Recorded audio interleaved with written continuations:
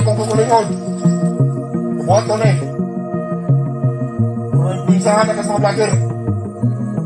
Huwag nagpasilungan ng buhat. Pasilungan ko! Pasilungan ko!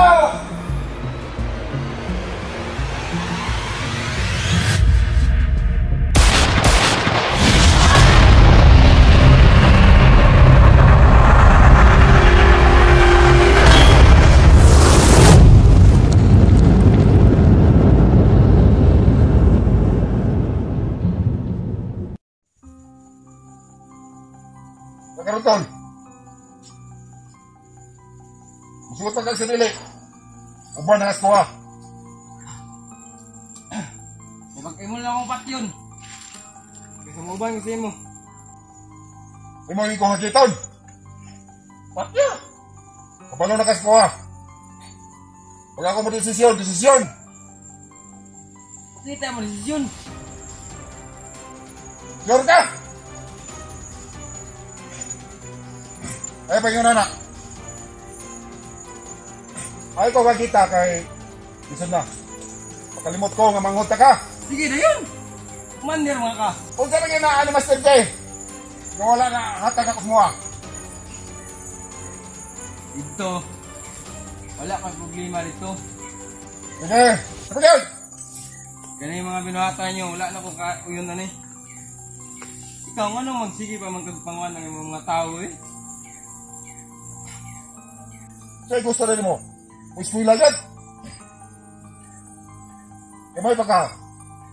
Dinumduman na ka. Magdakaw ta. Armas dimitan. Dili bulpen. Sabot ka. Nakay mabuhat. Anong wala? Kung mas gusto na ako dito. Anong wala? Pagbuhan ko ni mo. Ako masunod.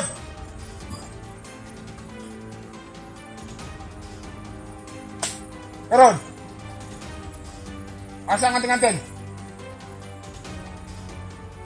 Di lang may kampaan lagi. Sige. Dili na may tugan. Ngayon mo kung jacket kapat yun ka. Patya! Sure ka? Patya gani. Tanawin sa limot.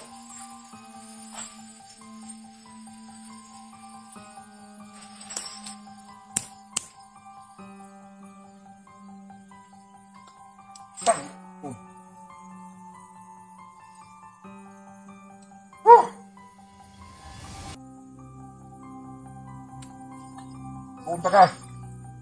Huwag ka naghagit sa kuha. Sigbukat siya kong kagulingon. Kabuhat ko na eh.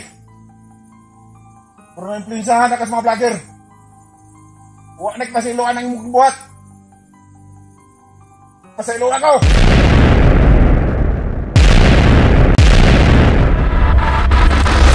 Sa bundok ng panganib, si Master J.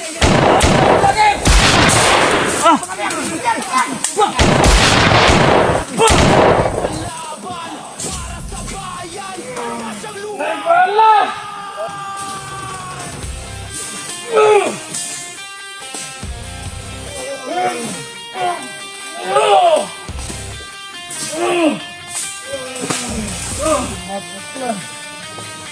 Baril sa kamay, matay na ganap, lupang sinabang.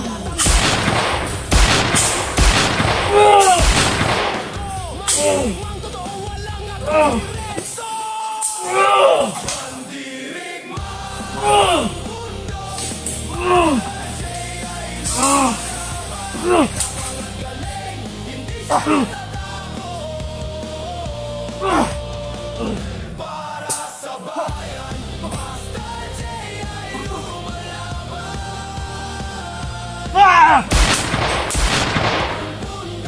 Ang tunay na bayani. Kailangan makababa tayo. Mga bandido sa daan nagtatago at nagbabantay. Ngunit si Master J lagi silang inaakay. Bawat putok ng baril, sabay ng sigaw. Para sa bayan, hindi ako uraw. Di matitinag, ang puso'y matibay. Bawat laban para sa bayan, tunay na Ano yan? Diyan. Diyan yan? Ito yung bag galing sa eskwelahan.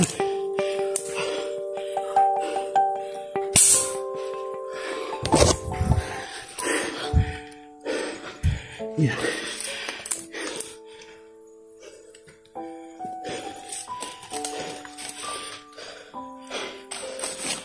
Kailangan natin makababa, bro.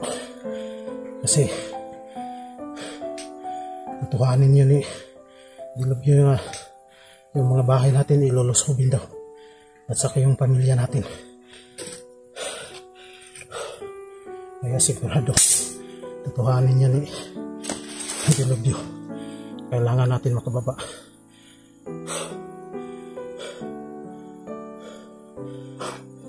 Sorry mga kamaster. Akala ko kasi yung pinag-usapan nila ni Dilubyo na sorpresa, para lang kadilubyo yung sorpresa na yun. Pero hindi ko inasahan mga kamaster. Napati ako. Na-sorpresa rin sa mga hinanda nilang sorpresa. Nakuha nila si Janjan mga kamaster. Naawa ko dun sa bata. Kasi naka-uniform pa. Talagang halata na galing pa siya sa school.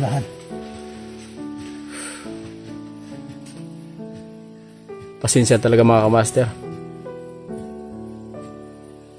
Di ko alam yung gagawin ko mga kamaster. Para bang kahit masikip sa dibdib sa nangyari ni Janjan, parang hindi ako pag-isip ng matino.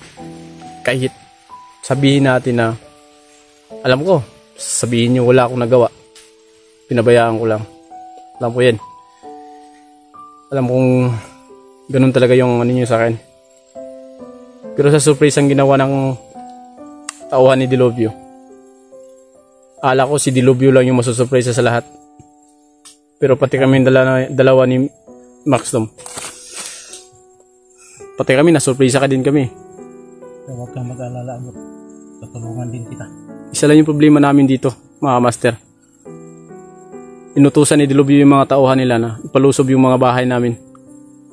At alam nila yung mga address. Problema ko dito mga master. Baka yung dalawang anak ko na naman makuha. Yan ang problema. Kayo gawin namin mga master. Pansamantala kaming bababa upang i-secure namin yung mga pamilya namin para makapagbalik namin dito. May operasyon na naman kayo para hanapin saan nila dinala si Janjan. Hindi ko lubos akalain mga master na sa lahat ng mga nangyari may kapalit pala. Hindi ko talaga inasahan to. Dahil lahat ng mga sorpresa, akala ko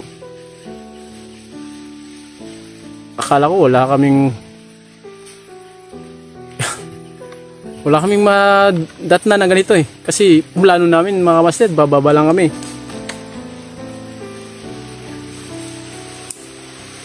Bababa lang kami. Pero tama talaga yung mga sabi-sabi na kung ano man yung nasa panaginip mo. Di ko lubos akalain mga master. Sa bahaba ng panahon na pinaglaan ko sa bata, marami pa akong plano dun mga master. Relax. Hindi lang pang sarili ko yung inaano ko. Wala akong magawa. Lahat. Talagang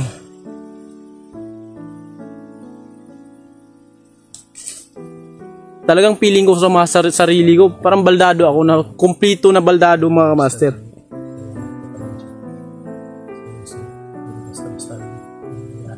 Kita mo naman yung bata naka-uniform pa.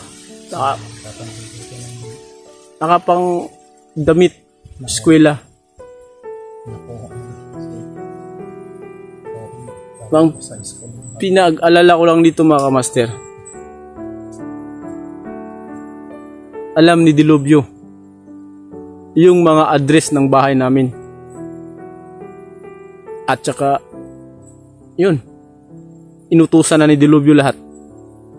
Binigyan niya ng mga address. Sabi pa niya, lahat ng nasa address, pasukin nyo. Lahat ng madatnan nyo, patay o buhay, kailangan nilang makuha. Akala ko yun lang yung surprise eh. Hindi ko lubos akalain. Dahil si Dilubyo lang yung sinurpresa ng tauhan niya. Pero pati kami, nasurpresa. Hindi lang gulat. Gulat na gulat talaga yung kamata ko nang nakita ko si Janjan. Nang akala ko nandun sa eskwelahan. Samantala nila bro, na andito tayo. Siguro alam nila na nandito kami sa bundok. Kaya yung mga batos nila, mga tauhan, pinababa nila sa patag. Di ko alam gagawin ko mga kamaster. Di ko alam. Di ko alam kung saan ako mag-umpisa. Alam ko ano sasabihin nyo sa akin. Wala akong nagawa. Binayaan ko lang. Nagbibideo lang ako. Wala akong silbi. Di ba? Yan yung alam ko, yan yung mga sinasabihin nyo sa akin. Pero, pag kayo sa sitwasyon, mahaba ng armas.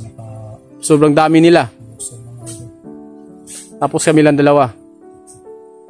Imbis na makuha namin si Janjan, kung gagawin namin yung lulusob kami dalawa, baka kami tatlo na yung makuha nila. Kaya hindi namin ginawa yun. Minsan-minsan, hindi natin pairalin yung tapang. Gagamitin tayo ng utak minsan. Dahil yung iba kasi, kung makapagsabi, sila yung magaling.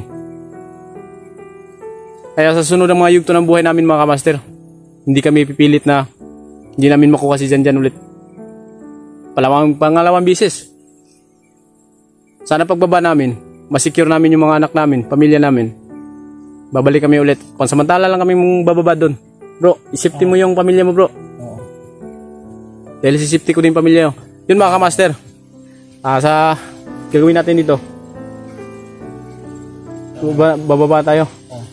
Pagbaba natin bro, siyempre naubusan tayo ng pagkain din.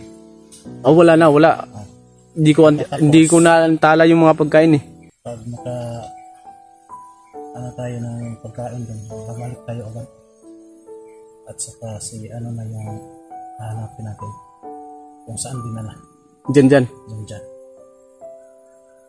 Sigurado naman ako na hindi talaga yun papatayin ni Dilubyo. Sigurado. Dahil kahit anong sama ng tao na yun, dahil kapatid niya yun. Sa yun mga kamaster, hinanap pala ni Dilubyo yung anting-anting. Pero hindi binigay. Di binigay ni Janjan.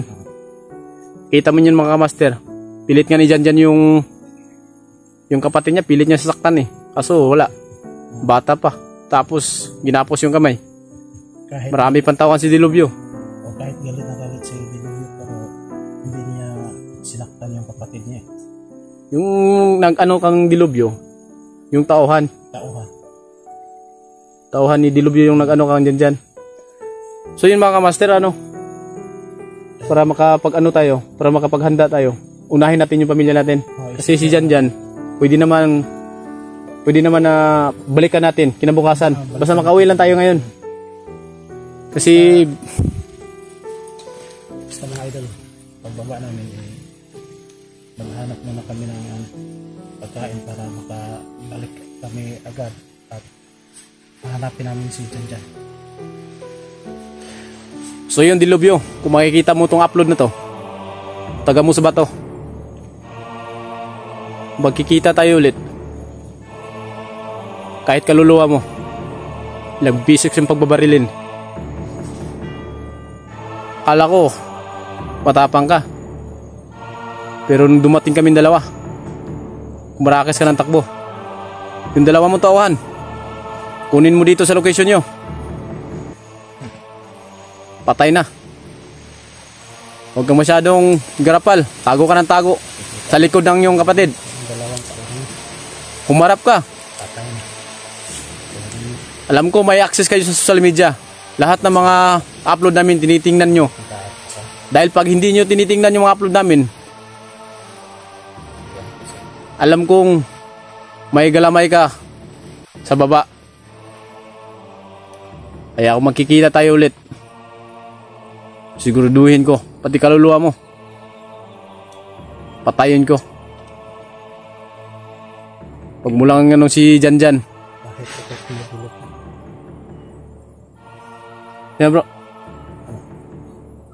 Dahil natin itong bag dyan.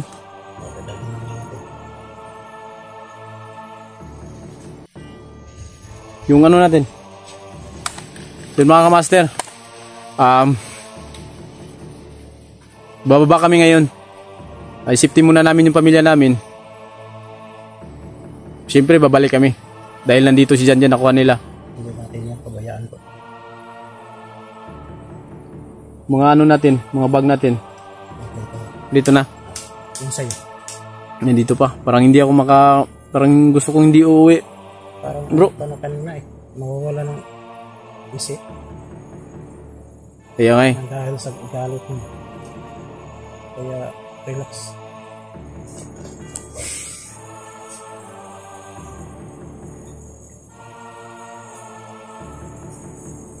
Tara.